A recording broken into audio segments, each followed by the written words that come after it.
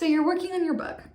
You might be in the outlining stage or the drafting phase or working on draft 9 after 3 years of writing it. Whatever stage you're at some point you do get stuck. You'll encounter scenes in the writing that you're just not sure what to do with, or there will be decisions that you have to make and you're not sure which decision is the right one about the plot or what the characters should do or what the next scene should be. And these are the 3 questions that I do my best to always go back to when I am stuck. And I find them very grounding. They're very foundational, but very grounding.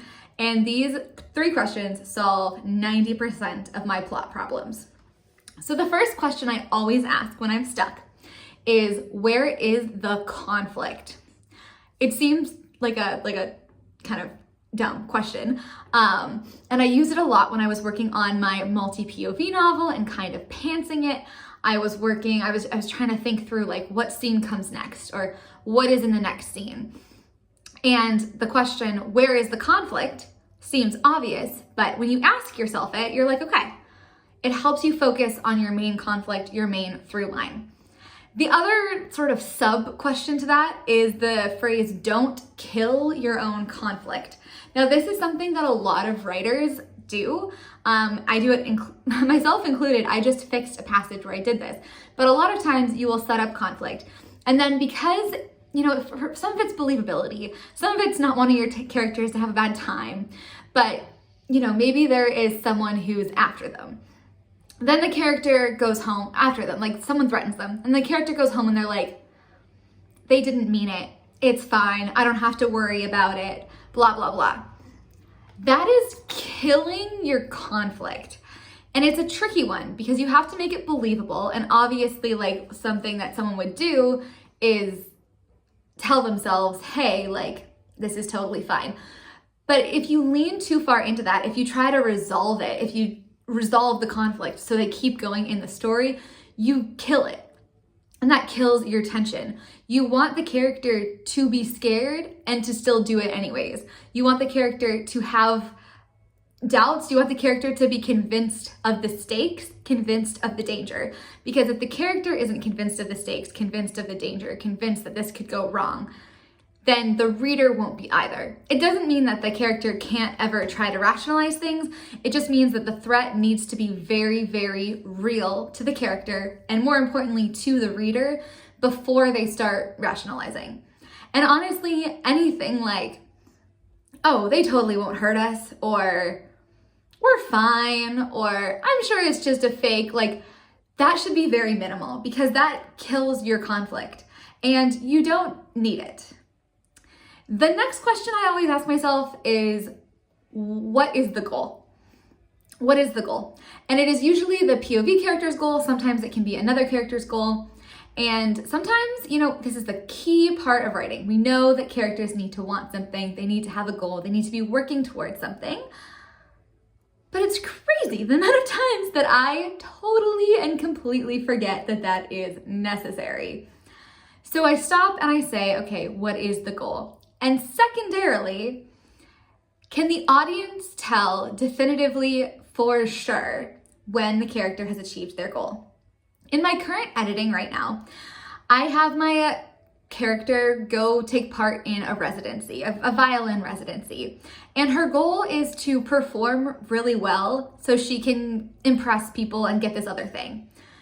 And whether or not she gets the other thing, the audience can know definitively. It's like she's told she will get it or not.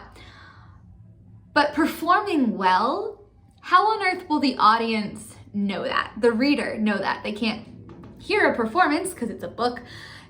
I suppose the character could say, oh, that was well, but it's not the most concrete goal. And so one of my edits is changing that to getting a letter of recommendation from a conductor.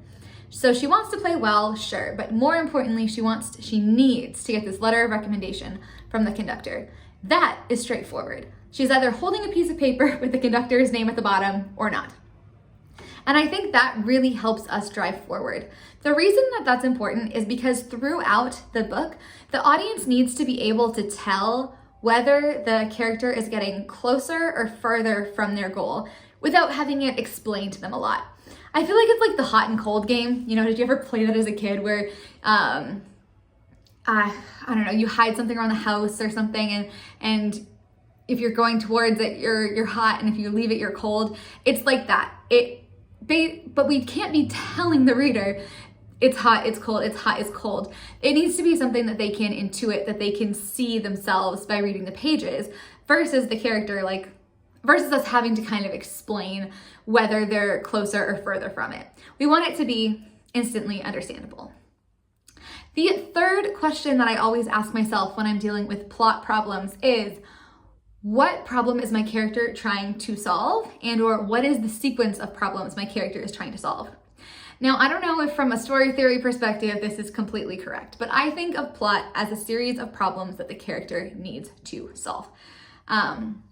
If I think briefly of Harry Potter here, first he's kind of solving the problem of, well, he has the Dursleys, but surviving with the Dursleys. And then the problem is, how does he get to Hogwarts? And then it's, how does he navigate his classes? How does he do well in his classes? How does he make friends? How does he protect the Philosopher's Stone? How does he protect Hagrid and save the dragon? Like, all of these little things, these plot points, they're problems that the character needs to solve. And in a quieter novel, it could be something like, how does she ask the guy out? Or something to that effect. And so that is what I like to think of for plot. So what is the problem they're trying to solve? Where in the sequence of problems they're solving is it? And sometimes if I'm at lost, or especially in outlining when I'm at a loss for a plot point, I find it really helpful to say, okay, what are the overarching problems of this book? What will she have to solve? And then how can she get closer to solving that problem in this scene? To be fair, I've been working on a heist book a lot where the problems are very straightforward. Like, I literally list them out because it's a heist. And so it's like, exit, get into the security system, all that kind of thing. But there are similar problems for any book, whether it's, get the character's child into the fancy school, or find love, or like things like that. It's what are my problems and how can I advance them in this scene? So those are my 3 questions I always ask myself. One bonus one when I'm looking at scenes is, and I'm editing them, is what's the crisis? I find that that's the most important part in writing a scene. So that's kind of similar, like problem solving, conflict, what's the crisis? That's a vehicle, I think, to implement some of like to implement or to realize some of the stuff that you set up. So who has to make a decision in the scene, and who does that decision affect? Does that decision create more problems? Does that decision solve or build up conflict? And does that decision bring the character closer or further from their goal? So those are my 3+1 touchstone, cornerstone questions I always go to when I'm stuck. Now I would love to hear about yours. What do you ask yourself when you don't know what to do next in your story? What do you ask yourself when you're stuck on a scene and you're not sure where to go? What kind of cornerstone basics do you go back to? Let me know in the comments. Thank you so much for watching, and I will see you next time.